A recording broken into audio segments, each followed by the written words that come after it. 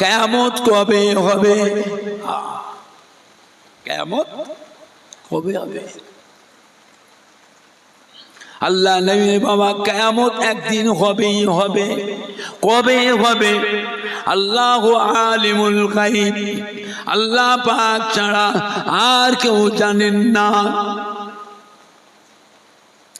ও মা সাহাব, হায়াতে দুনিয়া এখন সেই কঠিন কিয়ামতের দিনের কথা আপনার মনের ভিতরে উদয় হয়েছে। বলুন তো বাবা, সেই দিন বাঁচবার জন্য, সেই দিন নাজাত পাওয়ার জন্য, সেই দিন আল্লাহ রাব্বুল আলামিনের সম্মুখ থেকে পার হয়ে যাওয়ার জন্য দুনিয়ায় কতটুকু কি কি আমল করেছো বাবা? কি আমল করেছো? কি কি আমল করেছো? সাহাবা ইয়া রাসূলুল্লাহ, ইয়া হাবিবাল্লাহ, আমি আপনার জন্য অন্য গরিব সাহাবা, বেশি কিছু আমল আমি করতে পারি নাই, বেশি কিছু ইবাদত আমি করতে পারি নাই। ইয়া রাসূলুল্লাহ, ইয়া হাবিবাল্লাহ, হুজুর আমি ফরজ নামাজটা পড়ি, আমি ওয়াজিবে নামাজটা পড়ি, আমি সুন্নত নামাজটা পড়ি, ফরজ রোজাটা রাখি, নফল রোজা বেশি রাখতে পারি নাই, নফল নামাজ আমি বেশি পড়তে পারি নাই। ফরজ হজ আমি করেছি, নফল হজ আমি করতে পারি নাই। ফরজ দান খায়রাত, ফরজ দান খায়রাত গুলো এই গুলো আমি করি, নফল দান খায়রাত বেশি করতে পারি না। তবে ইয়া রাসূলুল্লাহ, ইয়া হাবিবাল্লাহ, তবে একটা কথা হুজুর, আমার অন্তরে, আমার হৃদয়ে, আমার কলবে আল্লাহ রসুলকে আমি ভালোবেসেছি। আল্লাহ কি বললেন? ও আমার সাহাবা শুনে দিন, আমি রাসূলুল্লাহ সাল্লাল্লাহু বলে দিচ্ছি বাবা, কাল কিয়ামতের পর আল্লাহ রহমতে বেহেশতের ভিতরে আমার তাকওয়া জায়গা যেখানে হবে, আপনারও তাকা জায়গা আমার পাশাপাশি এক জায়গায় হবে। জোরে বলবেন না?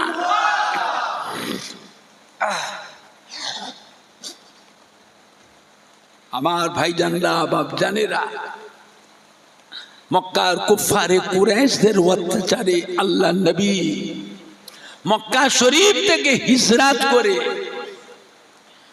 মদিনা শরীফে চলে আসলেন। মদিনা শরীফে যখন আমার নবী পাক আসলে, নবীকে পেয়ে মদিনা ছেলেরা, যুবকরা, তরুণ নওজওয়ানেরা খুশিতে আনন্দে চাঁদ যেন হাতে পেয়ে গেল। জোরে বলবেন না? ইয়া রাসূলুল্লাহ, ইয়া হাবিবাল্লাহ, আমি আপনাকে ভালোবেসেছি, আপনাকে মোহাব্বত করে ফেলেছি। আপনি খুতবা পড়েন, আমার উপরে হাত রাখেন, আমাকে ধরেন, হুজুর ওয়াজ করেন, আপনার নূরে হাতটা আমার উপরে রাখেন। এখন শুনছি মদিনার মধ্যে নববী সংস্কার করা হবে, মিম্বার থেকে আগে ভাগা হবে। মিম্বার ভাগলে আমি খাজুর গাছে গুড়িতে এখানে কেউ রাখবে না, আমাকে নিয়ে কোথায় ফেলে দেবে? আমি আপনাকে ভালোবেসে ফেলেছি, মোহাব্বত করে ফেলেছি, আমি কি করে থাকবো? তাই আপনার মোহাব্বতে আমি কাঁদছি। আল্লাহ কি বললেন? ও শুনে হান্নানা, কেঁদো না বেটা, কেঁদো না। আমি রাসূলুল্লাহ কথা দিচ্ছি, কাল কিয়ামতের পর আমি রাসূলুল্লাহ বেহেশতে যেখানে থাকবো, বেহেশতে তুমিও বেহেশতের ভিতরে আমার পাশে থাকবে। জোরে হবে না? আর একটু জোরে বলা যাবে না? এখন আপনারা বলতে পারবেন, মদিনা নববী তো ভাঙা হলো, সংস্কার হলো, খেজুর গাছের গুঁড়িটা কি হলো? কেউ কি চিন্তা করেছে এই খাজুর গাছের গুঁড়িটা কি হলো? আল্লাহ নবী কি করেছিলেন? মদিনার মধ্যে নববীর মিম্বারের পাশে যে কলমটা পিলারটা হয়েছে, ওই খাজুর গাছের গুঁড়িটাকে আল্লাহ নবী ওই কলমের ভিতরে কভার করে রেখে দিয়েছেন। জোরে বলবেন না, আর একটু জোরে বলা যাবে না? আজও মদিনার নববী শরীফে তাহাজ্জুদের নামাজের সময়, মদিনার মসজিদে নববী শরীফে তাহাজ্জুদের নামাজের সময় ওই খাজুর গাছের গুঁড়ি ওস্তুনে হান্নানার কান্নার শব্দ আজও শোনা যায়। জোরে হবে না? নাই দেখবে, নাই দেখবে। বিশ্ব নবী দিবস, ঈদে মিলাদুন নবী, খাজুরদানা গ্রামবাসী গো, সম্মানীয় শ্রোতা বিন্দু, সম্মানীয় যুবক বিন্দু, সম্মানীয় কমিটি সাহেবান গো, আহলে সুন্নাতুল জামাত, কি বেটা ছেলে কি মেয়ে ছেলে আমার মাথার কাছে এসে দাঁড়িয়ে থাকলো, তার জন্য আমি রাসূলুল্লাহ সাল্লাল্লাহু আলাইহি ওয়াসাল্লাম আমার উপর ওয়াজিব হয়ে যায় কাল কিয়ামতের ময়দানে আল্লাহ পাকের দরবারে সুপারিশ শাফাওয়াতি করে তাকে সাথে করে আল্লাহর বেহেশতে নিয়ে যাওয়া।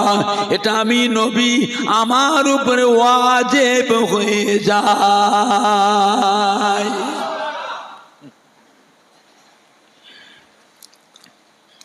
আল্লাহ নিয়ামতে যে ব্যক্তি আমার ওফাতের পরে আমার মাজারের কাছে আসলো, আমার মাজারে এসে সালাম দিয়ে গেল, আমি নবীকে আমার মাজারে এসে সালাম দিয়ে গেল, আমার মাজারের কাছে দাঁড়িয়ে থাকলো, আমার মাজারটা জিয়ারত করলো, সে যেন আমি রাসূলুল্লাহ সাল্লাল্লাহু আলাইহি ওয়াসাল্লাম আমার সঙ্গে সশরীরে আমার সাথে দিদার করে গেল। জোরে বলবেন না?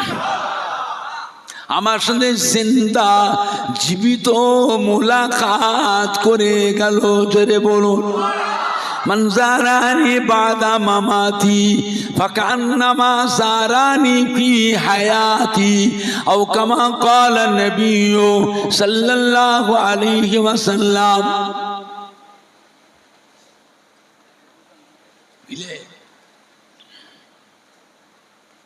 আল্লাহ নিয়ামতে যে ব্যক্তি মদিনার মসজিদে নববী শরীফের 40 ওয়াক্ত নামাজ বা জামাতের সাথে আদায় করলেন, কিয়ামতের কঠিন হাসরের দিনে আমি রাসূলুল্লাহ সাল্লাল্লাহু আলাইহি ওয়াসাল্লাম তাকে সাথে করে নিয়ে আল্লাহর বেহেশতে নিয়ে যাব।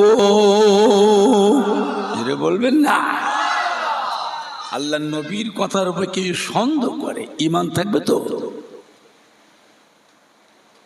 এতটুকু যদি কিন্তু বোধ করে,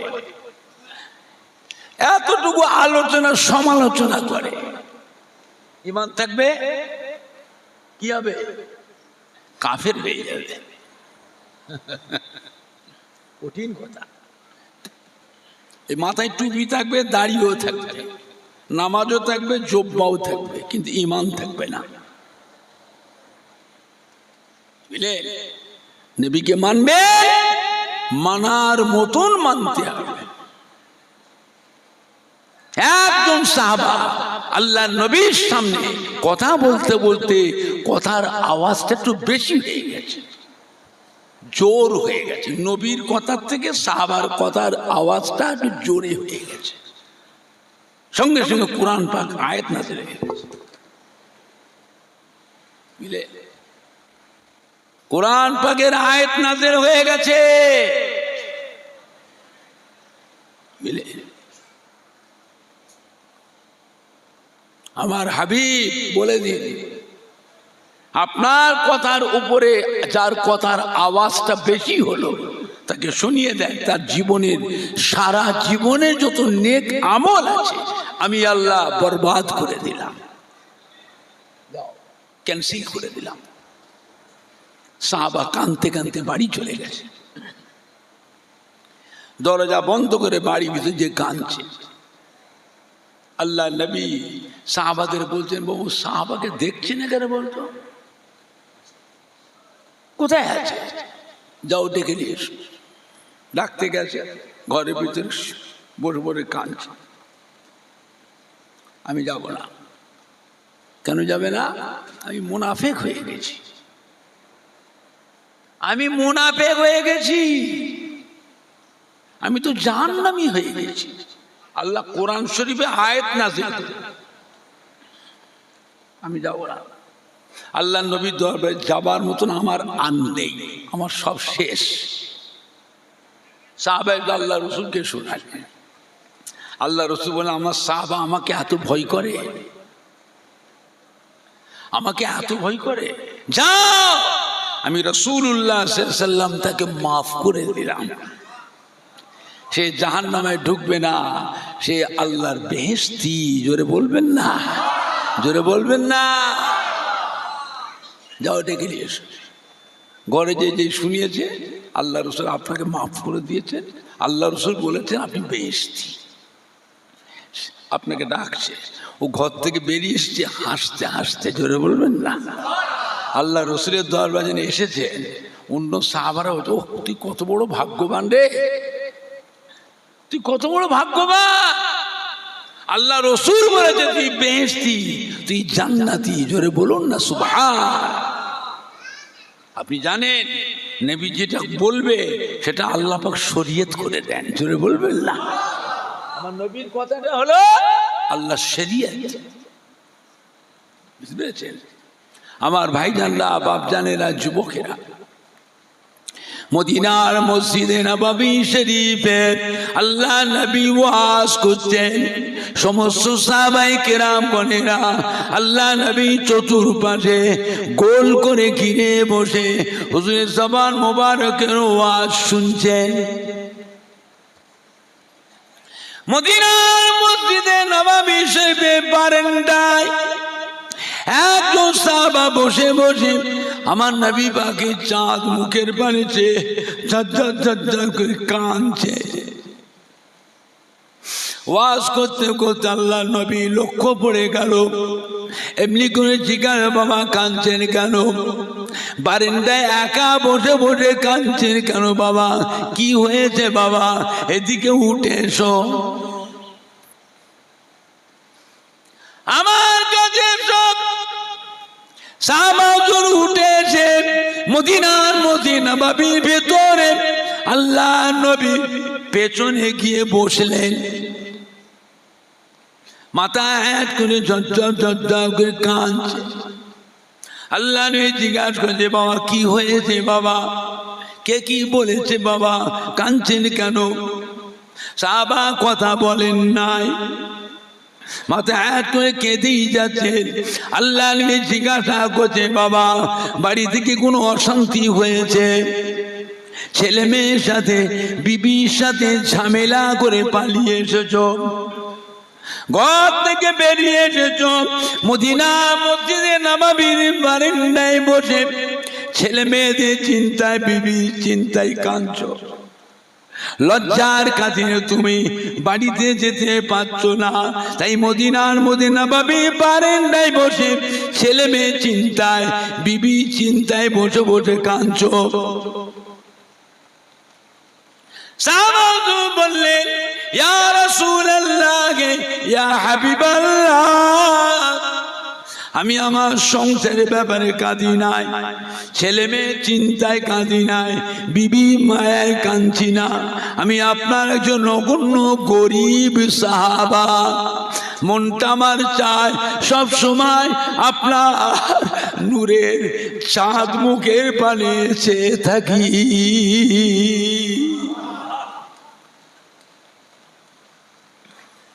আপনার চাঁদ মুখের পানে চেয়ে থাকলে আমার ক্ষুধা নিবারণ হয়ে যায়, আমার মনে কোনো দুঃখ কষ্ট কোনো অভাব আমার থাকে না। ইয়া রাসূলুল্লাহ, ইয়া হাবিবাল্লাহ, আপনার দরবারে বসে থাকলে হুজুর আপনি যখন আমাকে দেখতে পান আর আমায় থাকতে দেন না, যাও তুমি বাড়ি যাও, বাড়ি যাও। এখানে কি সবসময় বসে থাকো? তুমি গরিব মানুষ, তোমার সংসার নেই, বাড়িতে ছেলে মেয়ে বউ নাই, ওঠো বাড়ি যাও। সাহাবা যে কেন কাঁদে, সে কার পাগল, সে কার মহব্বতে কাঁদছে, এটা আমার নবী জানতেন না? জানতেন না? সব সাহাবা এক, সব মানুষ এক, নবী জানতেন না?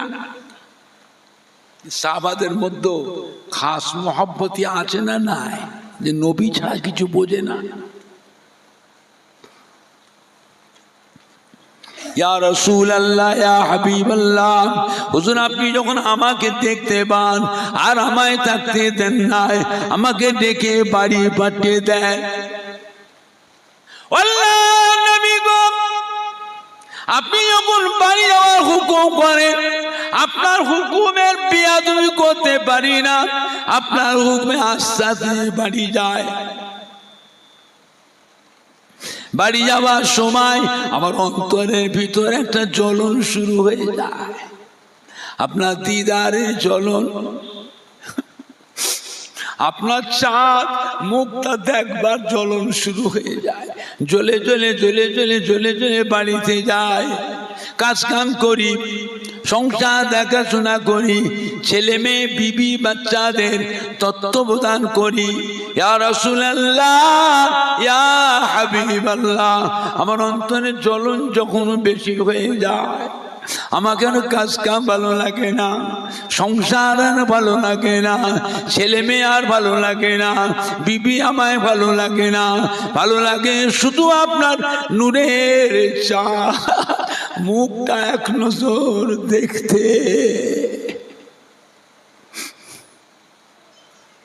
ইয়া রাসূলুল্লাহ, ইয়া হাবিবাল্লাহ, ওই সময় সংসার থেকে বেরিয়ে আসি, কাজ কাম বন্ধ করে দিই, ছেলে মেয়ের কাছে বলে আসি না, বিবির কাছেও বলে আসি না, কোথায় যায়, কার কাছে যায়, কোথায় যাচ্ছি কারোকে বলে আসি না, সবাই বাড়ি থাকে, আমি আমার নিজের সংসার থেকে আমি একা বেরিয়ে যাই।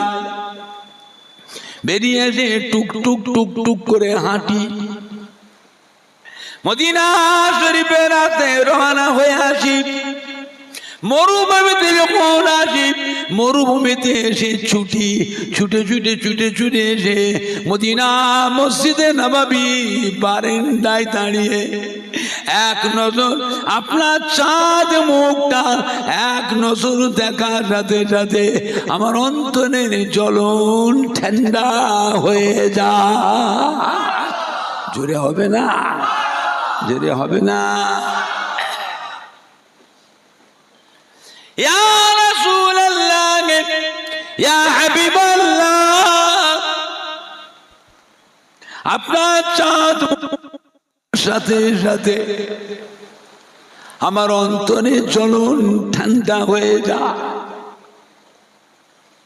ইয়া রাসূলুল্লাহ, ইয়া হাবিবাল্লাহ, দুনিয়া আছে, একদিন চলে যাব, কিয়ামতের কঠিন হাসরের দিনে আল্লাহ পাক আপনাকে আরশে আসিমের ছায়াতে তুলে নেবেন। আমরা নগণ্য সাহাবা কিয়ামতে ভিড়ে ভিতরে কোথায় পড়ে থাকবো? সবাই হায় হায় হায় হায় করে কাঁদবে। আমি আপনার নগণ্য গরিব সাহাবা, আপনাকে না দেখতে পেরে থাকতে পারি না দুনিয়ায়, কিয়ামতের ময়দানে আপনাকে না দেখে কেমন করে থাকবো? তাই মদিনার মসজিদ নববী বারান্দায় দাঁড়িয়ে সেই দিনের কথা মনে করে আপনার চাঁদ মুখের পানে চেয়েছে, চোখের পানি গড়িয়ে যায়।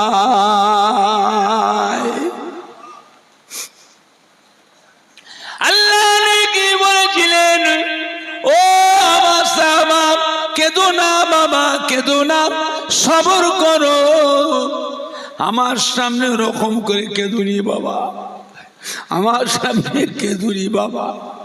আমি রাসূলুল্লাহ সাল্লাল্লাহু আলাইহি ওয়াসাল্লাম বলে দিচ্ছি, যে ব্যক্তি আমাকে মোহাব্বত করবে, যে ব্যক্তি আমার মোহাব্বতি সাহাবা, যে ব্যক্তি আমাকে ভালোবাসে, আমাকে মোহাব্বত করে, কাল কিয়ামতের পর আল্লাহর রহমতে বেহেশতে, আমি রাসূলুল্লাহ বেহেশতে যেখানে থাকবো, আপনিও আমার পাশে আমার ওই মোহাব্বতের সাহাবা, ওই মোহাব্বতের উম্মত উম্মতি আল্লাহর বেহেশতের ভিতরে এক জায়গায় পাশাপাশি থাকবো।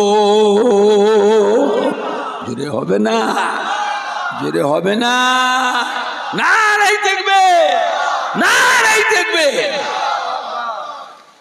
নবীকে ভালোবাসা, আল্লাহ কুরআন পাকে বলেছেন, হাবিব আপনি বলে দিন আমার বান্দা বান্দীদের, আল্লাহ আমি আল্লাহকে যারা পেতে চাই, আমাকে যারা পেতে চায়, আমাকে ভালোবাসতে চায়, তারা যেন আপনাকে ভালোবাসে। আপনাকে ভালোবাসলে আমি আল্লাহ ওই বান্দাটাকে ভালোবাসবো। জোরে বলবেন না? আর একটু জোরে বলবেন না? বুঝলে, মদিনার মসজিদে নববী শরীফে আল্লাহ নবী তাশরীফ রেখেছেন। একজন সাহাবী সালাম দিয়ে দিলেন, আসসালামু আলাইকা ইয়া রাসূলুল্লাহ ইয়া হাবিবাল্লাহ।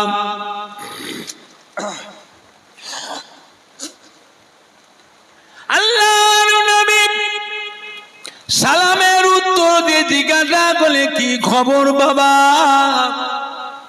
এমন সময় আপনি আমার কাছে কি মনে করে এসেছেন? সাহাবাজু বলি, ইয়া রাসূলুল্লাহ ইয়া হাবিবাল্লাহ, কিয়ামত কবে হবে? কিয়ামত কবে হবে? আল্লাহ নবী, বাবা কিয়ামত একদিন হবেই হবে। কবে হবে? আল্লাহু আলিমুল গায়ব, আল্লাহ পাক ছাড়া আর কেউ জানেন না। ও মা সাহাবা, হায়াতে দুনিয়া এখন সেই কঠিন কিয়ামতের দিনের কথা আপনার মনের ভিতরে উদয় হয়েছে।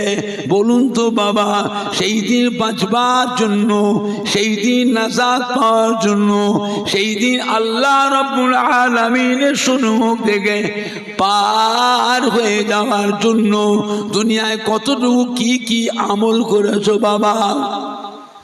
কি আমল করেছো?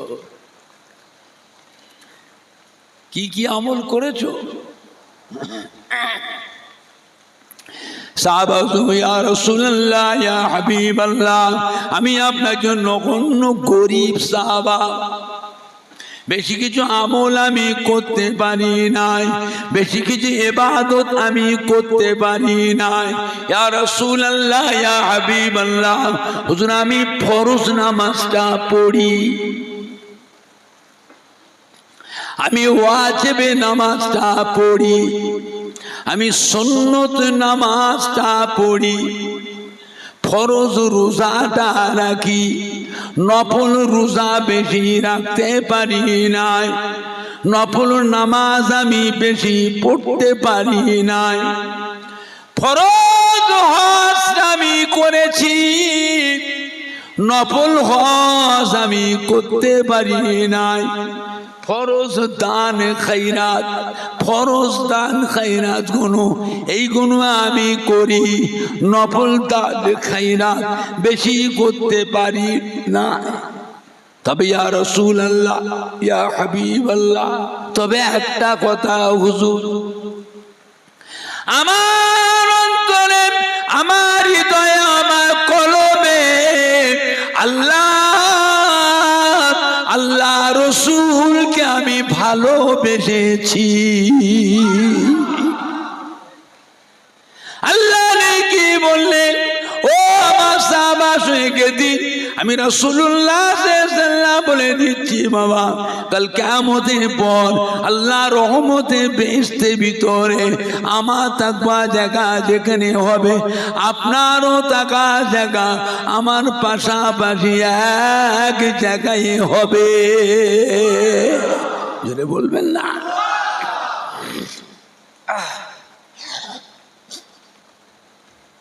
আমার ভাইজানরা, বাপজানেরা, মক্কার কুফারে কুরাইশদের অত্যাচারে আল্লাহ নবী মক্কা শরীফ থেকে হিজরত করে মদিনা শরীফে চলে আসলেন।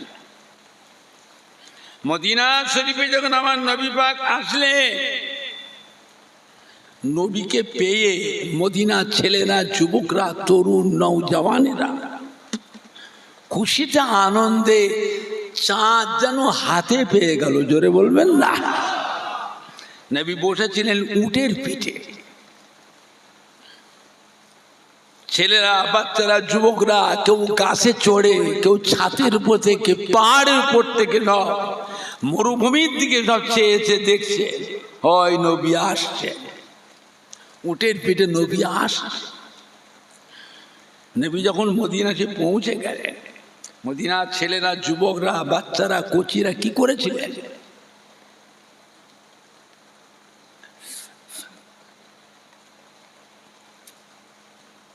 সব এসে উটের চতুর্পাশে আনন্দ উল্লাস করছে, আর নিচের থেকে সব আমার নবী চাঁদ মুখের দিকে সব চেয়েছে, দেখছে আর হাসছে। জোরে বলবেন না?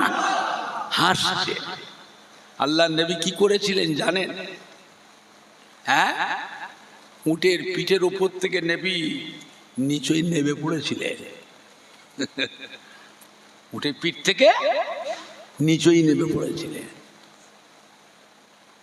যখন নিচেই নেমে পড়লেন, নবী চিন্তা করলেন আমি উপরে রয়েছি, বাচ্চাগুলো সব নিচের থেকে এত উপরে রয়েছি, ওরা ঘাড় দেখিয়ে সব আমার দিকে দেখছে, আমার এই বাচ্চাগুলো, উম্মতগুলো কষ্ট হচ্ছে।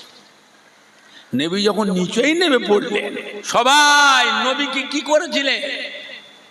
সব জড়িয়ে ধরেছিলেন। জোরে বলবেন না? সব নবীকে জড়িয়ে ধরে চুমু খাচ্ছে আর আনন্দে হাসছে। নবী কি বলেছিলেন? ও মদিনার ছেলেরা, মদিনার যুবকেরা, মদিনার নওজওয়ানেরা, তোমরা আজকে আমাকে পেয়ে এত খুশি হয়েছো, এত আনন্দিত হয়েছো, আমার চতুর্পাশে ঘিরে দাঁড়িয়ে আনন্দ করছো, সারা জীবন কি তোমরা আমাকে এইরকম ঘিরে রাখবে? সারা জীবন রাখবে? এই কথাটা কেন বলেছিলেন? আল্লাহ নবী শত্রু ছিল না, ছিল নি? এটা হানা কথা বলে। মদিনার যুবকরা কি বলেছিলেন? আল্লাহ নবী গো, আল্লাহ রসুল গো, আপনি চিন্তা করবেন না, শুধু আপনাকে ঘিরে থাকবো না, শুধু আপনাকে পাড়া দিয়ে রাখবো না, আপনার জন্য দরকার হলে আমাদের বুকের তাজা রক্তগুলো সব বিলিয়ে দেবো। জোরে বলুন, আর একটু জোরে বলা যাবে না? মক্কার কাফেররা যখন নবীকে খুঁজছিল মারার জন্য, ঘরে তো পেল না, পাহাড়ে পর্বতের গুহায় গুহায়, বাড়ি বাড়িতে তদন্ত করছে কাফেররা, নবীকে পেল না। ওরা চিন্তা করতে গেল কোথায়, এই মানুষটা কোথায় গেল? খবর নিতে লাগলো কোথায় গেলে। যখন খবর পেয়ে গেল যে নবী মদিনায় চলে গেছে, মক্কার মোড়ল, সর্দার, নেতা, লিডারদের রাগ। মদিনায় খবর পাঠিয়ে গেল, হযরত মুহাম্মদ শেষে মক্কার মানুষ, আমরা তাকে শাসন করেছি। জোরে বলুন নাউজুবিল্লাহ। তোরা মদিনায় আশ্রয় দিলি কেন? বাঁচতে যদি চাস মদিনা থেকে বের করে দে, তা নাহলে আমরা মদিনায় দলবল নিয়ে উচিত শিক্ষা দিয়ে আসবো। জোরে বলুন নাউজুবিল্লাহ।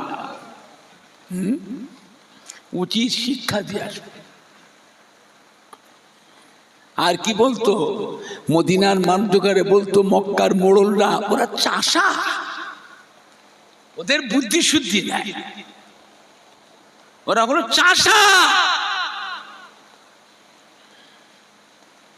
মক্কা থেকে মোড়ল, সর্দার, নেতা, লিডার, গুন্ডা, মস্তান যখন দল বেঁধে মক্কা থেকে কাবা ঘর ধরে কসম করে বেরিয়েছিল মদিনার দিকে, কসম করে কাবা ঘর ধরে। শুধু তাই নয়, বিবিদের ঘরও সাথে করে নিয়ে গেছে মক্কার কাফেররা, ওদের বিবিদের ঘরের সাথে করে নিয়ে গেছে। মদিনায় যে বিবির কথা মনে না পড়ে, মনটা দুর্বল না হয়, বিবিদের ঘরের সাথে করে নিয়ে গেছে। যখন খবর হয়ে গেল মদিনায় ওরা আসছে, আমাদের বুকে বসে আমাদের নবীকে মারবে, যতক্ষণ পর্যন্ত মুসলমানের নাম, হযরত মুহাম্মাদের নাম, হযরত মুহাম্মাদের সাহাবাতে করে দুনিয়া থেকে মেরে শেষ না করতে পারবো, আমরা মদিনা থেকে মক্কায় ফিরে আসবো না, কসম করে গেল। জোরে বলুন নাউজুবিল্লাহ। মদিনার ছেলেরা, যুবকরা যখন এই খবরটা পেয়ে গেল, সঙ্গে সঙ্গে ঘোষণা করে দিল, মদিনার ছেলেরা, যুবকরা রেডি হয়ে যা। ওরা আমাদের নবীকে কতবার মেরেছে মক্কায়, আমরা মদিনা থেকে 360 মাইল রাস্তা অতিক্রম করে মক্কায় যে তাদের কাছে কোনো প্রতিশোধ নিতে পারিনি। আজকে সেই নবীকে এত কষ্ট দিয়েছে, নবী কাঁদতে কাঁদতে নিজের জন্মভূমি ছেড়ে মক্কা থেকে 360 মাইল রাস্তা অতিক্রম করে আমাদের নবী মদিনায় এসে আমাদের কলিজার মধ্যে আশ্রয় দিয়েছে। ওরা এখন দল বেঁধে আসছে, আমাদের নবীকে আমাদের সামনে মারবে। এটা আমরা মেনে নিতে পারবো? মেনে নিতে পারবো? নবীকে আমরা আবার কাফেরদের হাতে তুলে দিতে পারবো? তো পারবো না। যখন রেডি হও, এক বিন্দু রক্ত থাকতে ছাড়বো না, ওদের উচিত শিক্ষা দিয়ে ছাড়বো। মক্কা থেকে যখন মোড়ল, সর্দার, নেতা, লিডার, গুন্ডা, বদমাশ দল বেঁধে যখন মদিনায় এসেছিল, মদিনার ছেলেরা কি করেছিল জানেন? চতুর্ধার দিয়ে বর্ডার করে ঘিরে ফেলেছিল। কি করেছিল? ঘিরে ফেলেছিল, পালিয়ে না যায়। মার মার যতগুলি এসেছিল সব কটাকেই জানে মেরে ফেলেছিল। জোরে বলবেন না, আর একটু জোরে বলা যাবে না? এদের মধ্যে হেড ছিল আবু জেহেল। আবু জেহেলকেও মারলো, ওর গলাটা কেটে, মাথা কেটে আল্লাহ নবীর কদমের কাছে ফেলে। এই আবু জেহেল আমার নবীর গায়ে হাত তুলেছিল, আমার সাহাবাদের ঘরে বেশি মারত। বিদেশ থেকে যেসব সাহাবারা আসতো তাদের ঘরে বেশি কষ্ট দিত।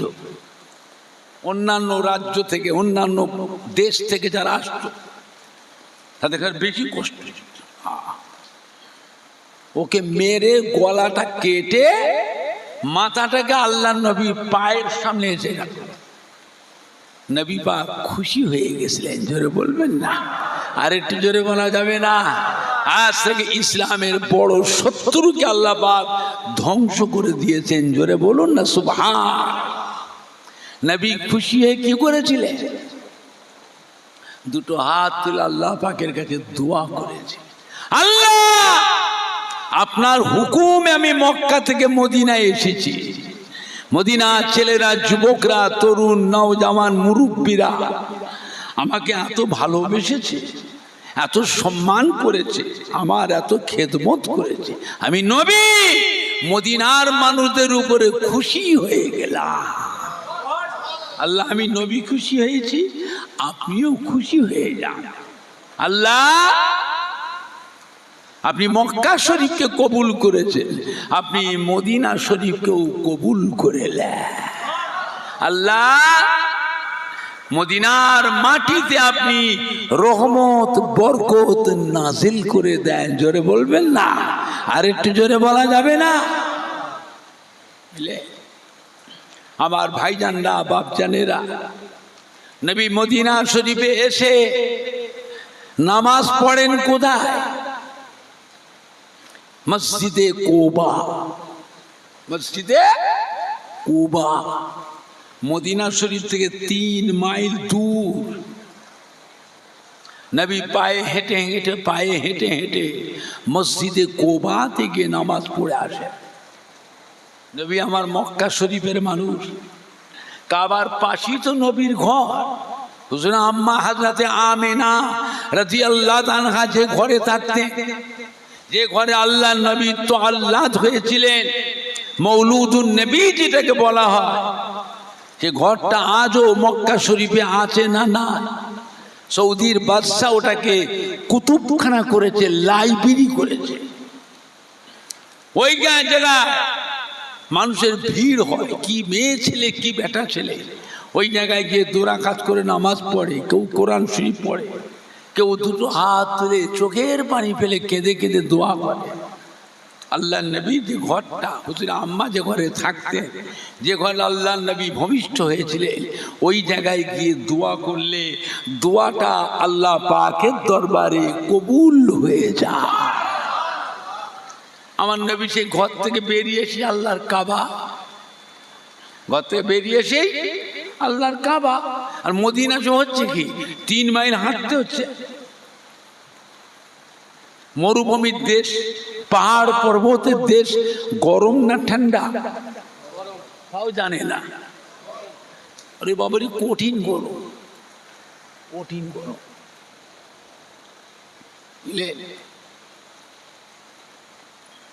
নবীর কষ্ট হয়। নবী সাহাবাদের বললেন, বাবা আমি মদিনায় থাকবো কি করে?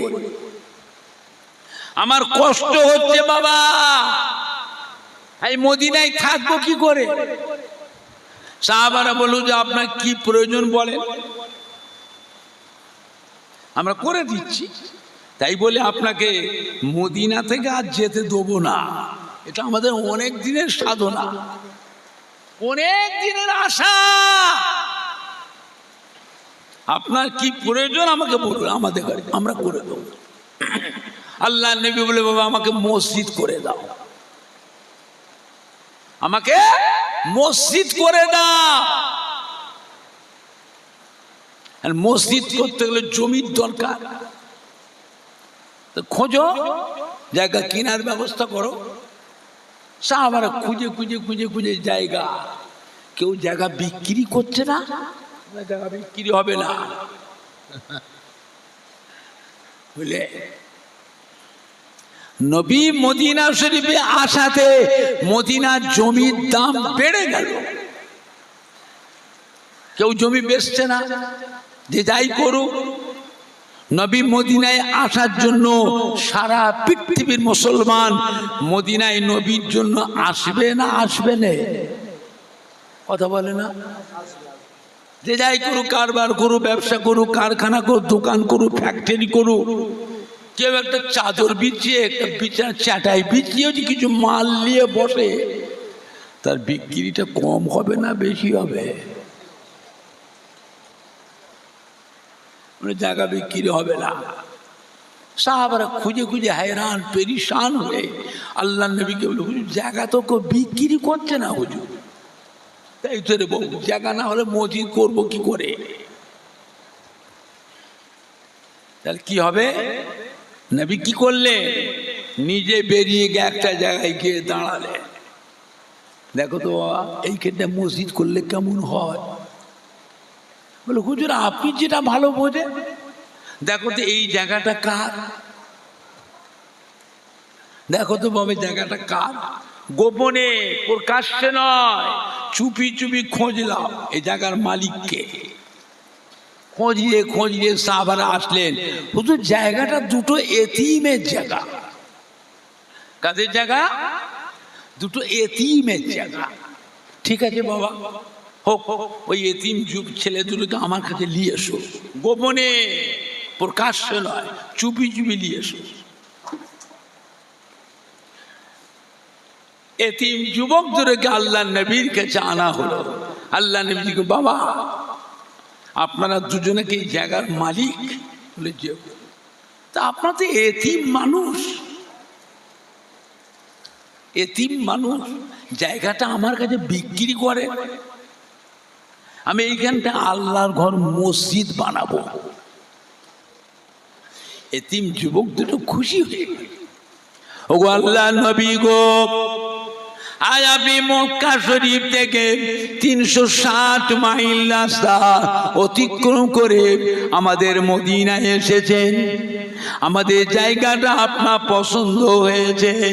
এই জায়গা আপনাকে দাম দেওয়া লাগবে না, এটা আপনাকে আমরা এমনি দিয়ে দিলাম। জোরে হবে না? এমনি দিয়ে। নবী বললেন, বাবা তোমরা এতিম মানুষ, তোমাদের তার সাহায্য করার দরকার, এমনি দেবে কেন? পয়সা লাও, মূল্য লাও, যা মূল্য লাও। এতিম যুবক দেবেন না, পয়সা দিলে কিন্তু আমি জায়গা দেবো না, এই জায়গা আমরা দেবো না, আপনি অন্য জায়গা দেখেন, আপনি আল্লাহর রসুল। আজ মক্কা শরীফ থেকে 360 মাইল রাস্তা অতিক্রম করে আমাদের মদিনায় এসেছে। আমাদের জায়গাটা আপনার পছন্দ হয়েছে, এখানে মসজিদ বানাবেন, আপনাকে আমরা এই জায়গা এমনি দিয়ে দিলাম। জোরে বলবেন না? আর একটু জোরে বলা যাবে না? নবী খুশি হয়ে গেলেন। খুশি হয়ে কি বললেন, বাবা আপনাদের কথাটাকে, প্রস্তাবটাকে আমি রাসূলুল্লাহ মেনে নিলাম, কবুল করে নিলাম। এদিকে এসো, আমার কাছে এসো। এতিম যুবক দুটোকে আল্লাহর নবীর কাছে, বাবা আপনাদের প্রস্তাবটা, আপনাদের কথাটা আমি রাসূলুল্লাহ মেনে নিলাম, কবুল করে নিলাম। তা আমি একটা কথা বলেছি, আমি আল্লাহর রসুল, আমার কথার সম্মানটা রাখো। তোমাদের কথা আমি রাসূলুল্লাহ মেনে নিলাম, কবুল করে, কিন্তু আমি একটা কথা বলেছি, আমার কথার সম্মানটা রাখো। যুবক দুটোকে কাছে ডেকে আল্লাহ নবী কি করেছিলেন, নিজের কাছ থেকে জমির জন্য কিছু মূল্য ওই এতিম যুবকদের হাতে দিয়ে দিলেন। আমার সম্মানটা রাখো, তোমাদের রাখা, তোমাদের সম্মানটা রেখেছি, আমার সম্মানটা রাখো। নিজের কাছ থেকে দিয়ে হিকমতের সঙ্গে এতিম যুবক দুটো ওই মূল্যটা গ্রহণ করে নিয়ে পুনরায় মদিনার মসজিদে নববী শরীফে দান করে দিলেন। জোরে বলবেন না? আর একটু জোরে বলা যাবে না? ওই জায়গায় হলো মদিনার মসজিদে নববী শরীফ। বুঝলে আমার ভাইজানরা, বাপজানেরা বলতে পারবেন, সর্বপ্রথম যে আল্লাহ যে ঘরটা বানালেন মসজিদ, সেই মসজিদটার নাম কি?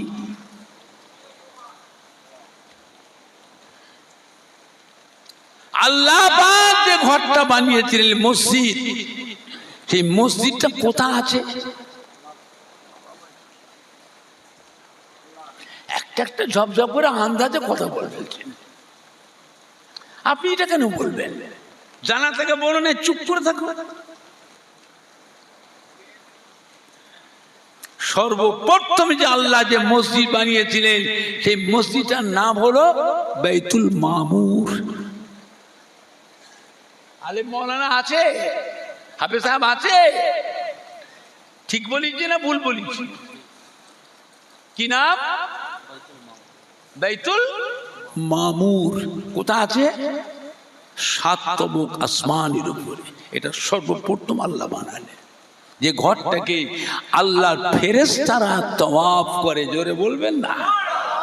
আর একটু জোরে বলা যাবে না? দৈনিক 70,000 ফেরেশতা ওই ঘরটাকে তওয়াফ করে, সকাল থেকে সন্ধ্যা। 70,000 ফেরেশতা, সন্ধ্যা থেকে সারা রাত পার করে সকাল পর্যন্ত আরো 70,000, 1,40,000 ফেরেশতা প্রত্যেক দিন তওয়াফ করে।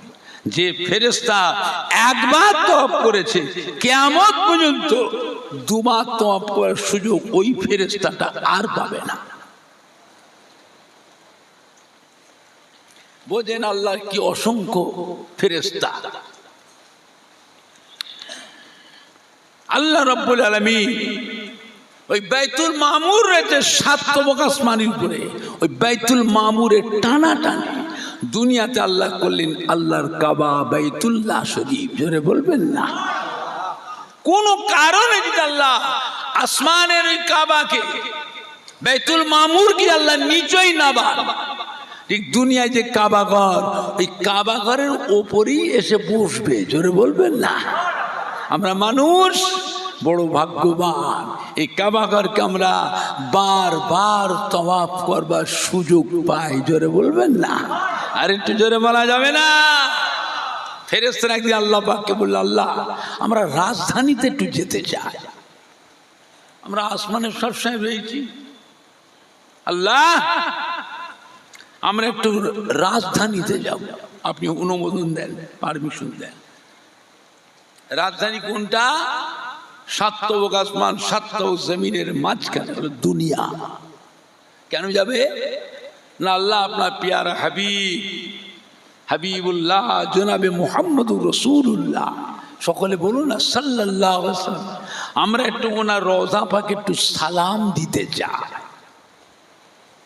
কি দিতে চাই? সালাম দিতে চাই।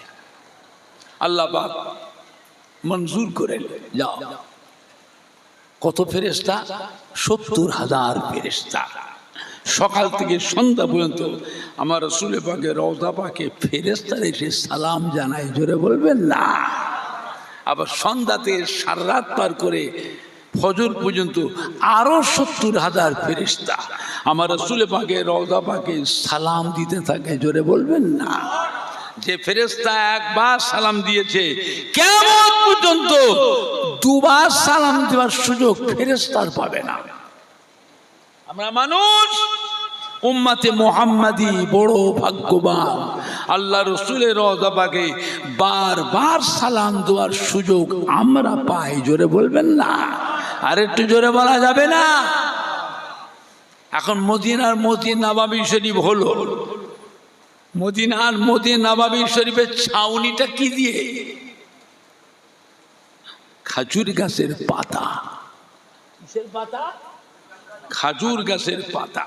আর বাটাম, খাজুর গাছ চিরে চিরে বাটাম।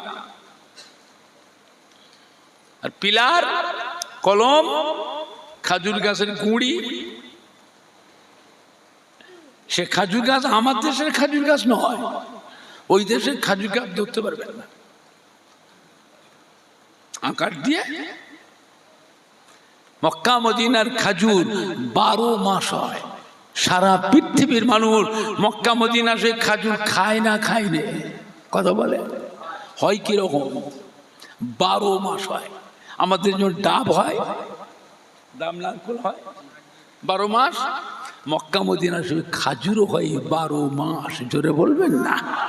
মদিনার মধ্যে নববী শরীফ হলো। আল্লাহ নবী বলে দিন, আমার মসজিদে যে 40 ওয়াক্ত নামাজ পড়বে, কিয়ামতের দিন আমি রাসূলুল্লাহ তাকে সাথে করে বেহেশতে নিয়ে যাব। জোরে বলবেন না। 40 ওয়াক্ত নামাজ পড়তে কদিন লাগে? 5 আষ্টে প্রত্যেক দিন ক ওয়াক্ত করে, তাহলে কদিন হলো? 8 দিন। এটা আল্লাহ নবীর ওয়াদা, আমি রাসূলুল্লাহ তাকে সাথে করে বেহেশতে নিয়ে যাব। এখন মদিনার মানুষ সব বড় লোক হয়ে গেল, সব ধনী হয়ে গেল। আল্লাহ নবী ঘোষণা দিয়ে, বাবারা যারা দুনিয়াতে আল্লাহ ঘর মসজিদকে সুন্দর করে বানাবে, আল্লাহ রাব্বুল আলামিন তার জন্য বেহেশতে সুন্দর সুন্দর ঘর বানিয়ে দেবে। জোরে বলুন। দুনিয়া স্থায়ী না অস্থায়ী? দুনিয়া অস্থায়ী। তো অস্থায়ী দুনিয়া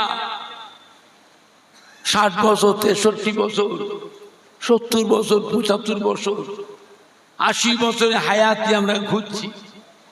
অধিকাংশ মেয়ে ছেলে, বেটা ছেলে 63 বছরের মধ্যে মরে যাবে, বাঁচবে না। কিছু সংখ্যক 70, 75, 80, 85 পাবে। আজ থেকে 100 বছরের মধ্যে আজকের মজলিসে যত ভাইয়েরা বাবাজিরা বসে আছে, মুরব্বী থেকে আর কচি বাচ্চা পর্যন্ত 100 বছরের মধ্যে একটাও বাঁচবে না, সব মরে যাবে। চিন্তা করে, দুনিয়া হলো অস্থায়ী আর আখিরাত স্থায়ী। আল্লাহ তার জন্য বেহেশতের সুন্দর সুন্দর ঘর বানিয়ে দেবে। সাহাবারা বলতে খুশি হয়ে গেছে, হুজুর কি করতে হবে বলেন? মদিনার মসজিদ থেকে মোজাইক করো, দামি দামি পাথর, দামি দামি টাইলস, ইঞ্জিনিয়ার মিস্ত্রিদের ডিজাইন করো, আর দামি দামি রং দিয়ে প্রিন্টিং করো। সব সিদ্ধান্ত হয়ে গেল। প্রথম ভাঙা হবে কোন দিকটা? মদিনার মসজিদ নববীর প্রথম কোন দিকটা ভাঙা হবে? আগে মিম্বারটাকে ভাঙো। কি ভাঙা হবে? মিম্বার। সব সিদ্ধান্ত হয়ে গেল। হঠাৎ করে দেখা যায় মদিনার মধ্যে নববীর ভেতরে ছিল একটা খাজুর গাছের গুঁড়ি, ওস্তুনে হান্নানা। কি নাম? ওস্তুনে হান্নানা। ওই ওস্তুনে হান্নানা থেকে বাচ্চা ছেলের করুণ কান্না রোল উঠে গেল। সাহাবারা তো খোঁজাখুঁজি করছে, বাচ্চা ছেলে কাঁদছে কোথায়? আর বাচ্চা ছেলে কাঁদলে মানুষের অন্তরে মায়া লাগে না লাগে না? এত কাঁদতেছে, করুণ কান্নার আওয়াজ সাহাবারা সহ্য করতে পারে, খোঁজাখুঁজি করছে। বাচ্চা ছেলে তো দেখছি না, কান্নার আওয়াজটা হচ্ছে কোথা থেকে?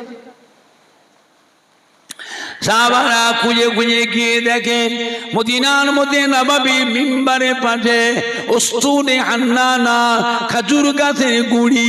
আল্লাহ নবী জুমার খুতবা দিতেন, ওই গুঁড়িটা হাত দিয়ে ধরতেন, হুজুরের হাতটাকে গুঁড়ির উপরে রাখতেন। আল্লাহ নবী ওয়াজ করতেন, ওই গুঁড়িটার উপরে হাত রাখতেন। ওই খাজুর গাছের শুকনো গুঁড়িটা ভিজে চতুর্দিক দিয়ে পানি গড়িয়ে যায়। ওই খাজুর গাছের গুঁড়ি থেকে বাচ্চা ছেলের করুণ কান্না রোল উঠে যায়। সাহাবারা অবাক হয়ে গেছে, ছুটে ছুটে গিয়ে আল্লাহ নবীকে শুনে, ইয়া রাসূলুল্লাহ, ইয়া হাবিবাল্লাহ, আপনার অলৌকিক একটা মুজিজা। কি গো? হুজুর মিম্বার শরীফের পাশে ওস্তুনে হান্নানা খাজুর গাছের গুঁড়ি, আপনি যে খুতবা পড়ে গুঁড়িটার উপরে হাত রাখেন, ওয়াজ করেন গুঁড়িটার উপরে হাত রাখেন, গুঁড়িটাকে ধরে, সেই গুঁড়িটা থেকে হুজুর চতুর্দিক দিয়ে ভিজে পানি গড়িয়ে যাচ্ছে, আর ওই গুঁড়িটা থেকে বাচ্চা ছেলের করুণ কান্না রোল উঠে গেছে। তাই নাকি? যে হুজুর আমরা নিজের চোখে দেখে আসছি, নিজের কানে শুনে আসছি। হ্যাঁ রে বাবা, আমি রসুল্লাহ তো দেখবো, আমাকে নিয়ে চলো। আল্লাহ রসুল আসলেন, এসি হুজুর জিজ্ঞাসা করেছে, কি হয়েছে রে বেটা, কাঁদছিস কেন? শুনে হান্নানা, কাঁদছো কেন? কি হয়েছে? আল্লাহ রাব্বুল আলামিন ওই শুকনো খাজুর গাছের গুঁড়িটাকে জবান খুলে দিয়েছিলেন, বাক শক্তি দান করলেন। ইয়া রাসূলুল্লাহ, ইয়া হাবিবাল্লাহ, আমি আপনাকে ভালোবেসেছি, আপনাকে মোহাব্বত করে ফেলেছি। আপনি খুতবা পড়েন, আমার উপরে হাত রাখেন, আমাকে ধরেন, হুজুর ওয়াজ করেন, আপনার নূরের হাতটা আমার উপরে রাখেন। এখন শুনছি মদিনার মধ্যে নববী সংস্কার করা হবে, মিম্বার থেকে আগে ভাগা হবে। মিম্বার ভাগলে আমি খাজুর গাছে গুঁড়িতে এখানে কেউ রাখবে না, আমাকে নিয়ে কোথায় ফেলে দেবে? আমি আপনাকে ভালোবেসে ফেলেছি, মোহাব্বত করে ফেলেছি, আমি কি করে থাকবো? তাই আপনার মোহাব্বতে আমি কাঁদছি।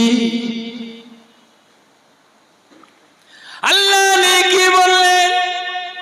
ও ওস্তুনে হান্নানা, কেঁদো না বেটা, কেঁদো না। আমি রাসূলুল্লাহ কথা দিচ্ছি, কাল কিয়ামতের পর আমি রাসূলুল্লাহ বেহেশতে যেখানে থাকবো, বেহেশতে তুমিও বেহেশতের ভিতরে আমার পাশে থাকবে। জোরে হবে না? আর একটু জোরে বলা যাবে না? এখন আপনারা বলতে পারবেন মদিনা নববী তো ভাঙা হলো, সংস্কার হলো, ঠিক খেজুর গাছের গুঁড়িটা কি হলো? কেউ কি চিন্তা করেছে এই খেজুর গাছের গুঁড়িটা কি হলো? আল্লাহ নবী কি করেছিলেন? মদিনা নববীর মিম্বারের পাশে যে কলমটা, পিলারটা হয়েছে, ওই খেজুর গাছের গুঁড়িটাকে আল্লাহ নবী ওই কলমের ভিতরে কভার করে রেখে দিয়েছেন। জোরে বলবেন না? আর একটু জোরে বলা যাবে না? আজও মদিনা নববী শরীফে তাহাজ্জুদের নামাজের সময়, মদিনার মসজিদে নববী শরীফে তাহাজ্জুদের নামাজের সময় ওই খেজুর গাছের গুঁড়ি, ওস্তুনে হান্নানার কান্নার শব্দ আজও শোনা যায়। জোরে হবে না? নাই দেখবে, নাই দেখবে। বিশ্ব নবী দিবস, ঈদে মিলাদুন নবী, খাজুদ্দানা গ্রামবাসী গো, সম্মানীয় শ্রোতা বিন্দু, সম্মানীয় যুবক বিন্দু, সম্মানীয় কমিটি সাহেবান গো, আহলে সুন্নাতুল জামাত পুরপুরা শরীফে দাদা পীরে হক সিলসিলা, নারায়ে দেখবে। একবার দরুদ শরীফ আল্লাহুম্মা ফ্লাক্স নেই, টায়ার ফ্লাক্স যা সর্বনাশ হয়ে গেল। তো এতে থাকে তো ফ্লাক্স পেয়েছে নাকি? তো না গরম থাকলে ফ্লাক্স নিয়ে এসো। আমি কি একবার পেট ভরে খাবার ঘন ঘন পিঠা করবো? আল্লাহুম্মা সাল্লি আলা, কিসের কালেকশন? কালেকশন এটা তাহলে তোমাদের ঘরে দিতে হবে আগে। আমার বয়স আর আপনি জোরে জোরে কালমা লা ইলাহা ইল্লাল্লাহ। চা খাবো, পানটা মুড়ে রাখো। জোরে জোরে পড়েন না, কালমা লা ইলাহা ইল্লাল্লাহ, লা ইলাহা ইল্লাল্লাহ মুহাম্মাদুর রাসূলুল্লাহ সাল্লাল্লাহু আলাইহি ওয়াসাল্লাম। একবার কলেমা শরীফ যে পড়বে ঈমানের সাথে, ভক্তি, শ্রদ্ধা, মুহাব্বতের সাথে, তার জীবনের 4000 গুনাহ আল্লাহ মাফ করে দেয়। 4000 নেকি তার নামায় আমাল আল্লাহ লিখে দেয়। আল্লাহর বেহেশতের ভিতরে 4000 গুণ মর্যাদা তাকে আল্লাহ বাড়িয়ে দেয়। এসব কথা পাবে কোথায়? এসব কথা পাবেন কোথায়? কে বলবে? আল্লাহ তরফ থেকে যখন কোনো কথা আসে নবীদের উপরে, ওইটাকে বলা হয় ওহী। কি বলা হয়? ওহী। আর আল্লাহর ওলিয়ে কামেল, হাক্কানি পীরে কামেলদের উপরে আল্লাহর দ্বীনের প্রতিষ্ঠিতের জন্য আল্লাহর তরফ থেকে যে কথাটা ওলি আল্লাহদের উপরে আসে, ওইটাকে বলা হয় ইলহাম। কি বলা হয়? ইলহাম। নবুয়তের 46 ভাগের 1 ভাগ, নবুয়তের 46 ভাগের 1 ভাগ। আল্লাহর ওলিদের কাছে বসা ওঠা করবেন, অনেক কিছু নিয়ামত জানতে পারবেন, শিখতে পারবেন। একবার সুবহানাল্লাহ তাসবিহ পড়বেন। আল্লাহর ওলি বান্দা রাস্তা দেখে টেনে যায়, রাস্তার পাশে কবরস্থান, কবরস্থানে পা দিয়ে যেতে যেতে কবরস্থানের ভিতরে একটা কবরের ভিতর থেকে কোরআন পাক তিলাওয়াতের শব্দ শোনা যায়। মানুষ মরে যায়, রূহ জিন্দা না মুর্দা, কথা বলে না? মরে গেল ফুরিয়ে গেল, মরে গেল ফুরিয়ে গেল। আল্লাহ প্রত্যেকটা মানুষকে আল্লাহ আবার জীবিত করবে। শরীরের মধ্যে একটা জিনিসের নাভি কি আছে? নাভি। এই নাভি কোনোদিন পচবে না, গলবে না, সেদ্ধও হবে না। আগুনে সেদ্ধ করলেও সেদ্ধ হবে না, বুঝলে? আল্লাহ বাগ নাভিটাকে একটা স্পেশাল মাটি দিয়ে আল্লাহ সৃষ্টি করেছে। বাঘে যদি খেয়ে ফেলে পায়খানার রাস্তাতে নাভিটা বেরিয়ে যাবে। মাছে যদি খেয়ে নেয় শরীরের সব অংশ হজম হবে, কিন্তু নাভি হজম হবে না। ওই নাভি থেকে আল্লাহ প্রত্যেকটা মানুষকে আবার জীবিত করবেন। জোরে বলুন না, জোরে বলবেন না।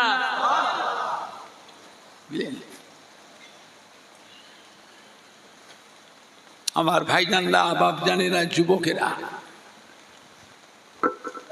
একবার সুবহানাল্লাহ তাসবিহ পড়ার জন্য কবরের ভিতরে কোরআন পাক তিলাওয়াতের শব্দ শুনে আল্লাহর ওলি বান্দা দাঁড়িয়ে গেলেন। অনেকক্ষণ ধরে কোরআন পাক তিলাওয়াত, কবরবাসীর কোরআন পাক তিলাওয়াত করাটা আল্লাহর ওলি বান্দা দাঁড়িয়ে দাঁড়িয়ে শুনলেন। শোনার পরে আল্লাহর ওলি কবরবাসী একটা সালাম দিলেন, আসসালামু আলাইকুম ইয়া আহলাল কবর। কবরের ভিতর থেকে সালামের উত্তর আসলো, ওয়া আলাইকুমুস সালাম। সালাম দোয়াটা কি? সুন্নত। আর জবাব দিয়া কথা বলে না। তো কবরস্থানে যে সালাম দিচ্ছ, কাকে দিচ্ছ? বাঁশ গাছকে না খাজুর গাছ, তাল গাছটাকে? কাকে সালাম দিলে? কবরের ঢিপি, ওই ঢিপি, কবরের ঢিপিকে সালাম দিলে? সালাম দেওয়া হচ্ছে সুন্নত, আর উত্তর দেওয়া কোথায় দিলেন? হাওয়ায় উড়ে গেল। মানুষ মরে যায়, রুহুটা জিন্দা না মুর্দা? ফুরফুরা শরীফের মুফতি আজম দাদা হুজুর কেবলার কলিজার টুকরা, বাংলা আসামের হাদি হযরত মেজলা হুজুর পীর কেবলা রহমাতুল্লাহ আলাইহ ডানকুনিতে একটা মাহফিল করতে গেছিলেন। মাহফিলে গিয়ে দেখছেন তুমুল ঝগড়া হচ্ছে। মেজলা হুজুর পীর কেবলা রহমাতুল্লাহ আস্তে আস্তে গিয়ে অবস্থা থেকে হাজি সাহেবের বাড়িতে উঠলেন। মাইক অপারেটর গলায় গামছা দিয়ে কানতে কানতে মেজ হুজুর কেবলার পায়ের কাছে গড় করছে আর কানছে, বাবা আমায় বাঁচা, ফুরফুরার পীর বাবা আমাকে বাঁচা। কে তুমি? কাঁদছো কেন? কে? আমি মাইক অপারেটর। কি হয়েছে? আমি হিন্দুর ছেলে হুজুর, আমি হিন্দুর ছেলে। গরিব মানুষ, ধার দিনা করে দুটো জেনারেটর কিনেছি হুজুর। আপনি ফুরফুরার পীর বাবা আসছেন বলে আপনার আশীর্বাদ নেবার জন্য নতুন জেনারেটর দুটো আপনার মাহফিলে প্রথম চালু করেছি হুজুর। একটা জেনারেটর চলছে আর একটা চলছে না। একবার করে ধক ধক ধক ধক চলছে, ভুস করে বন্ধ হয়ে যাচ্ছে। ছেলেদের কথা, যুবকদের কথা শুনে মিস্ত্রি দিয়েছে, নতুন জেনারেটরটা খুলেছি, দেখছি কি হয়েছে। খুলে দিয়েছে, কল কাবজা মেশিন পার্টস সব ঠিক আছে, ফিট করেছি, স্টার্টার হচ্ছে। এখন গ্রামের যুবকরা বলছে কাল সকাল হলে ওরা বলছে আমায় পিটবে, ঠ্যাঙ্গাবে বলছে। কেন ঠ্যাঙ্গাবে? না এত টাকা খরচ করে জালসা দিয়েছি, লাইট মাইক প্যান্ডেল সব আমাদের নষ্ট করে দিলি, জলসাটা পণ্ড করে দিয়েছিস। আমি গরিব মানুষ, মরে যাব বাবা। আমি কোম্পানির গ্যারান্টিওয়ালা জেনারেটর নিয়ে এসেছি, ওদের কথা শুনে খুলিয়েছি। কাল সকালে যে জেনারেটর কোম্পানিতে ফেরত দিই, আমার জেনারেটর ফেরত দিয়ে নতুন জেনারেটর দেবে? আর দেবে আমাকে? কেন খুলে ফেলেছি আমি, কোনো অসুবিধা হলে কোম্পানিতে ফেরত দিলে পেলে পাল্টে দেবে, কিন্তু খুলে ফেলেছি। আমি তো গরিব মানুষ, আমি মরে যাব বাবা। আর যুবকরা বলছে কাল সকালে তোকে পিটবো, বাবা আমায় বাঁচাও বাবা। মেজিলা হুজুর পীর কেবলা রহমাতুল্লাহ বলেছেন, বাবা কোথায় জেনারেটর বসিয়েছ, আমাকে নিয়ে চলো আমি একটু দেখবো। আচ্ছা মেজো হুজুর কেবলা বলছেন জেনারেটর দেখবে। মেজো হুজুর কেবলা কি জেনারেটরের মিস্ত্রি? কথা বলে না, কি দেখবে? মেজো হুজুর কি জেনারেটরের মিস্ত্রি? আমায় নিয়ে চলো, তোমার কি হয়েছে মেশিনে আমি দেখবো। মেজিলা হুজুর পীর কেবলা আসলেন, মানুষের ঢল নেমে গেছে। ছেলে ছোকরা, জওয়ান যুবক, মুসল্লি, হাজি সাহেব, ইমাম সাহেব, মৌলানা সাহেব, মুফতি সাহেব, সব একবার গড়ে মানুষের ঢল নেমে গেছে। হুজুর কেবলা পিছনে সব যাচ্ছে। হুজুর কেবলা দিয়ে দেখলেন কোথায় জেনারেটর বসিয়েছ? এই যে হুজুর, একটা ওই মাথায় বসিয়েছি প্যান্ডেল আর লাইটিং এর জন্য, আর একটা এইখানে পুকুর আছে, এই পুকুরের পাড়ে বসিয়েছি এই মাইক আর স্টেজ। এই মাইক আর স্টেজের জেনারেটরটা হুজুর চলছে না। মেজরা হুজুর কিবলা গেলে, যেই যুবক, এই যুবকেরা এদিকে এসো, এই যুবকেরা এদিকে এসো বাবা, এইখানটা জেনারেটর বসালি কেন? কে বসাতে বললো? কাউকে জিজ্ঞেস করেছিলে? বসিয়েছ, ধরো ওই জেনারেটরটা ওখান থেকে তোলো, তোলো সরাই থেকে। 10-12 জন যুবক নতুন জেনারেটর, বড় জেনারেটর ধরে বলো ওই দিকে নিয়ে যা, ওই পাশেই নিয়ে যা, নিয়ে যা। জেনারেটর ধরে তুলে নিয়ে বসাও। এই মিস্ত্রি জেনারেটর চালাও তো। চালিয়েছে, এক চান্সে ধক ধক ধক ধক করে চলছে, আর বন্ধ হয় না, আর বন্ধ হয় না। মেজো হুজুরগুলো আস্তে আস্তে এসে হাজি সাহেবের বাড়িতে বসে নাস্তা পানি করবেন, বসলেন। গ্রামের মুরব্বী মুসল্লিরা, ইমাম সাহেব, হাজি সাহেব সব এসে মেজো হুজুর কেবলাকে ধরেছে। হুজুর কি করলেন হুজুর? কেন বাবা? না সন্ধ্যা থেকে রাত 9টা বেজে গেছে হুজুর, মাথা খারাপ হয়ে যাচ্ছে হুজুর, জেনারেটর চালাতে পারিনি। আর আপনি কি করলেন, মুহূর্তের মধ্যে জেনারেটর চালু হয়ে গেল। মুফতি আজম হযরত মেজিলা হুজুর কিবলা বলেছে, বাবারা ফুরফুরা শরীফে আপনাদের দাদা পীরের মাজারের সামনে মসজিদ, এই মসজিদের সাথে আমার হুজরা, ওই হুজরার মধ্যে বসে বসে ইলমে তাসাউফ, ইলমে মারিফাতের সবকগুলো মশক করি। ইলমে তাসাউফ আধ্যাত্মিক বিদ্যা, ইলমে মারিফাতের সবক মশক করে করে আল্লাহ পাক আমি আবু জাফরের রুহানি চোখ, কলবের চোখ, অন্তরের চোখ আল্লাহ খুলে দিয়েছে। ও মামারা, আমার রুহানি চোখ দিয়ে দুনিয়ার এক প্রান্ত আর এক প্রান্ত, 7 আসমান 7 জমিন আল্লাহ পাক আমি আবু জাফরকে আল্লাহ দেখা। ওই যে পুকুরে পাড়ে জেনারেটরটা বসিয়েছ, ওই জায়গায় একটা পুরাতন নামাজি মুসল্লি বান্দার কবর আছে। মানুষ মরে যায়, রুহটা জিন্দা না মুর্দা।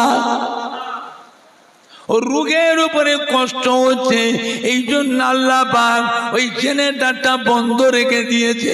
আমি আবু জাফর, আল্লাহ পাক আমাকে দেখালেন, আমি জেনারেটরটা সরিয়ে বসাতে বললাম, আল্লাহর হুকুমে জেনারেটর চালু হয়ে গেল। জোরে বলুন, আর একটু জোরে বলুন। আল্লাহ পাক কি নিয়ামত করেছিল বাবা। দাদা হুজুর কেবলার কাছে একজন মুরিদান এসে কাঁদছে, হুজুর কয়েক বছর বিয়ে করেছি হুজুর, পরপর 3টে মেয়ে, আমার ছেলে নেই। হুজুর আমি মরে যাব, আমার ঘরে বাতি, আমার ভিটে বাতি দেবে কে? মেয়েগুলো বিয়ে হয়ে পরের হয়ে যাবে, আমার একটা ছেলে দরকার, হুজুর একটু দোয়া করে। দাদা হুজুর কিবলা বললেন, বাবা যা, হাওড়া জেলায় পাতিহাল বলে একটা জায়গা আছে, বড়গেছিয়া পার করে মুন্সির হাটের আগে, ওইখানে আমার এক মুরিদ আছে, হিন্দু ছেলে, মুসলমান হলে নাম ছিল প্রতাপচন্দ্র সেন। দাদা হুজুর নাম রেখেছিলেন মুসলমান করে সুফি আব্দুল মুমিন রহমাতুল্লাহ।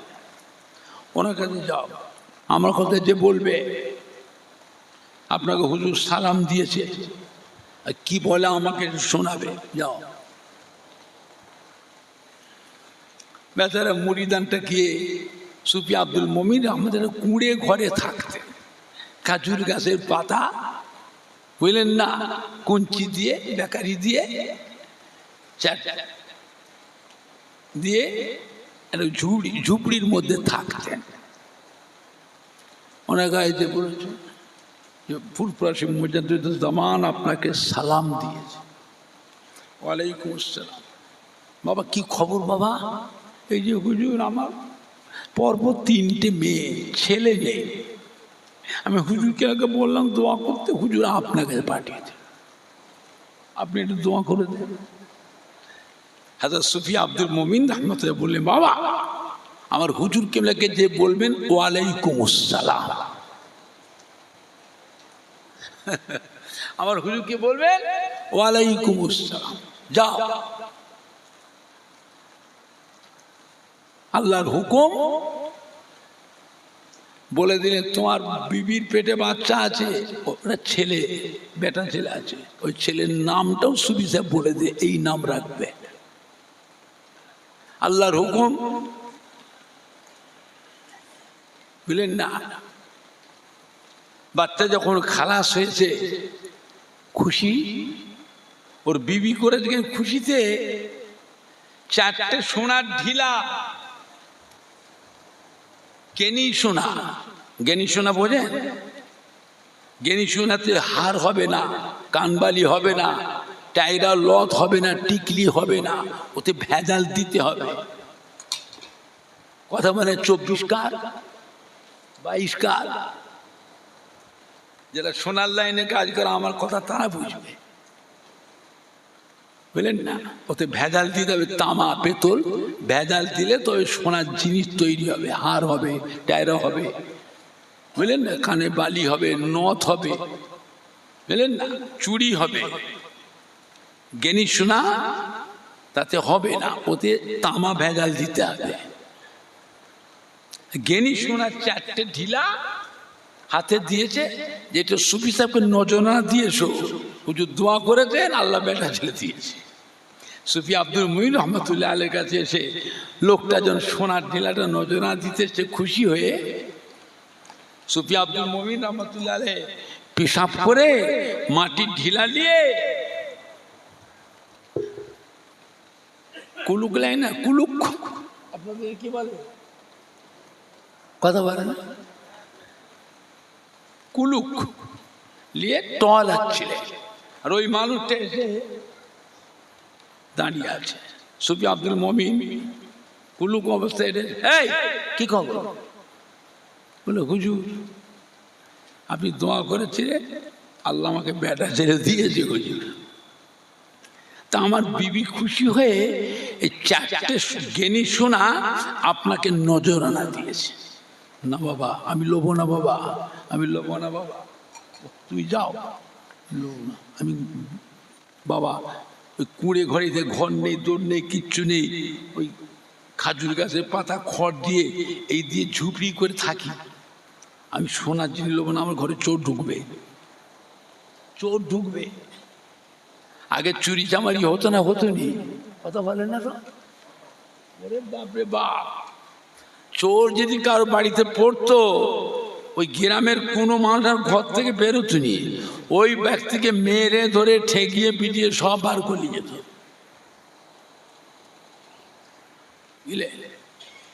আমার জীবনে এরকম ওয়াজ করছি, দেখি সব মানুষ সব বেরিয়ে ছুটছে পালা। কি হলো গো? হুজুর চোর পড়েছে, হুজুর ডাকাত পড়েছে। ওই বাড়িওয়ালা এত কান্না কাঁদছে, হুজুর আমি থাকবো না, চলে যাচ্ছি হুজুর। আমি তকবির দিয়ে না বোকা করলাম, বললেন হুজুর তকবির দিলে হবে না, হুজুর আমরা চলে যাচ্ছি, আমাদের ঘরে কি হবে?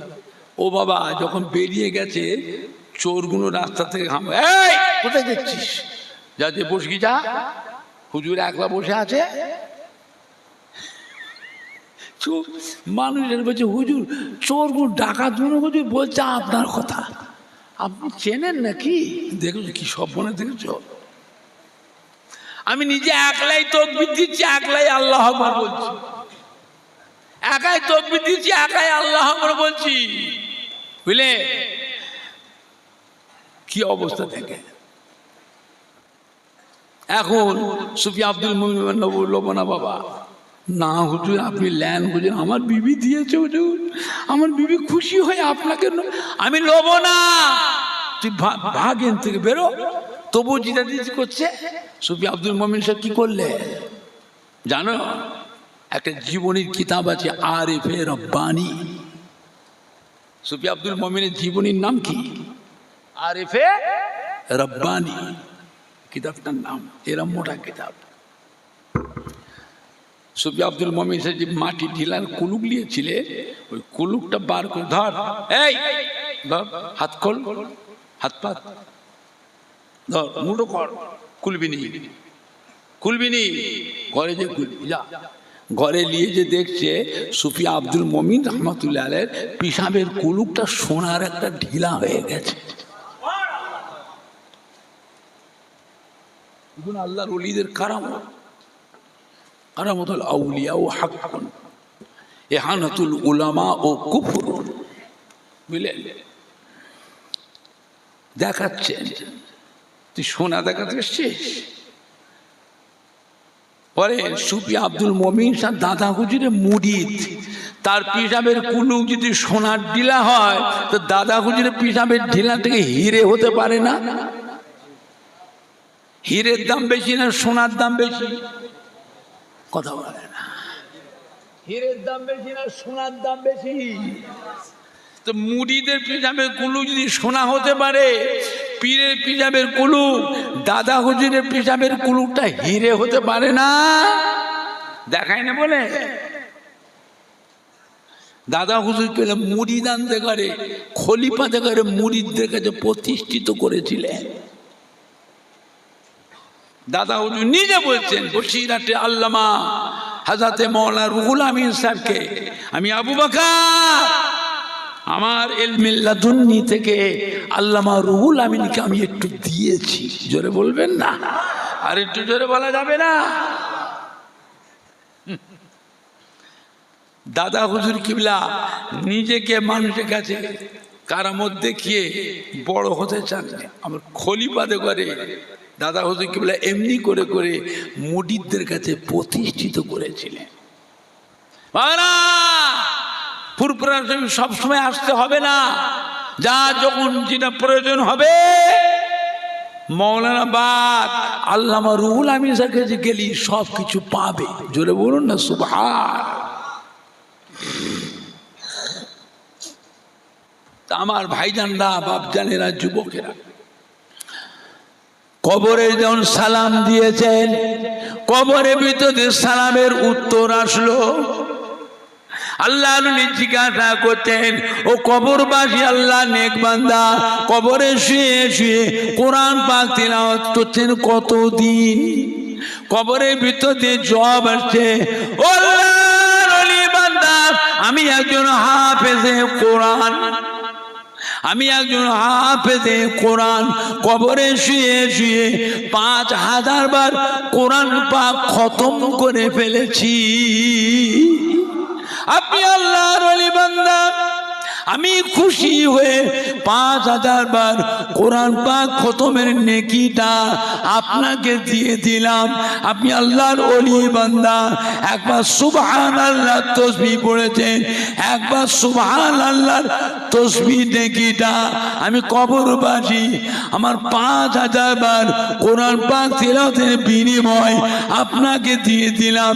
তার বিনিময় আপনি আমাকে একবার সুবহানাল্লাহ তাসবিহ নেকিটা আমাকে দিয়ে যান। আল্লাহর ওলি বলে আশ্চর্য কথা, কি গো আশ্চর্য কথা বাবা।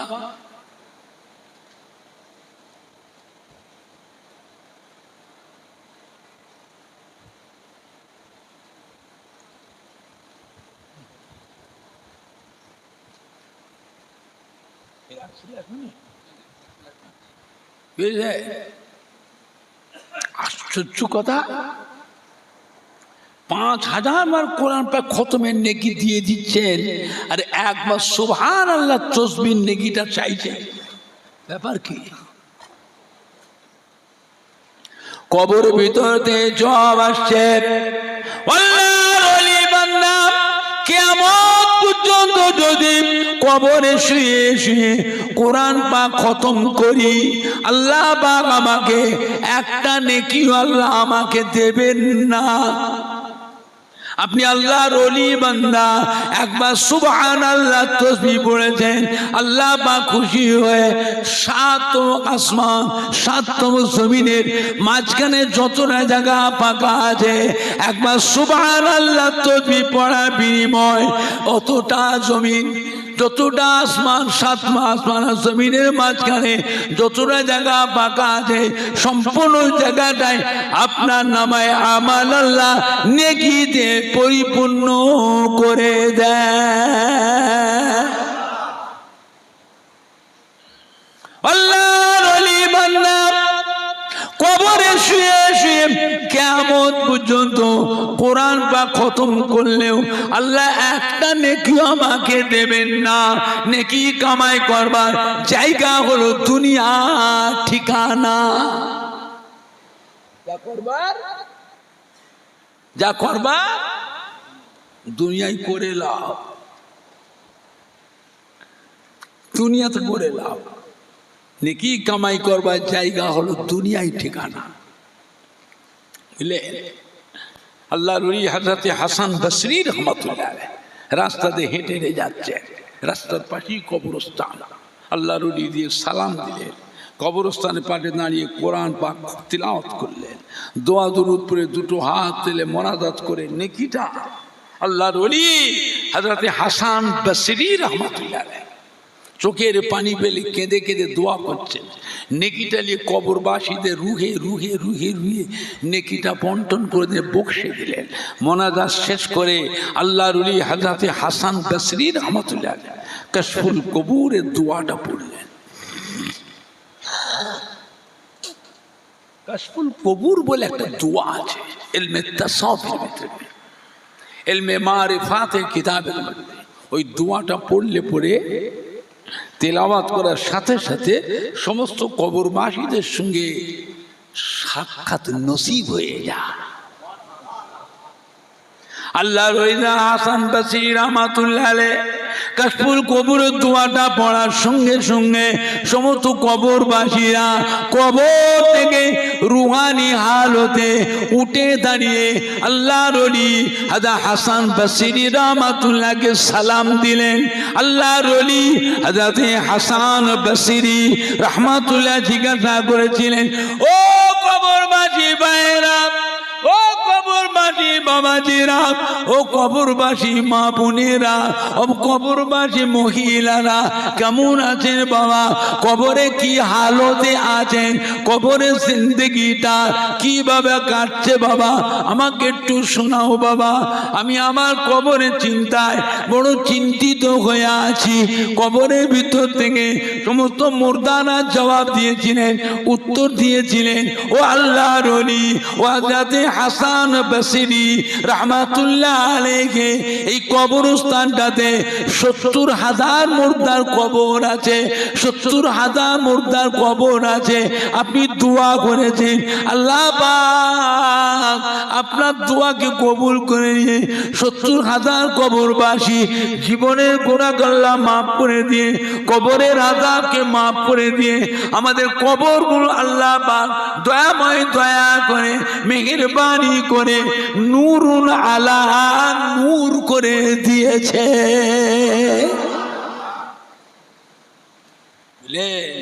আমার ভাইজানরা সবাই একটু সালাম পড়িয়া নবী সালাম। মাইকটা তোলো।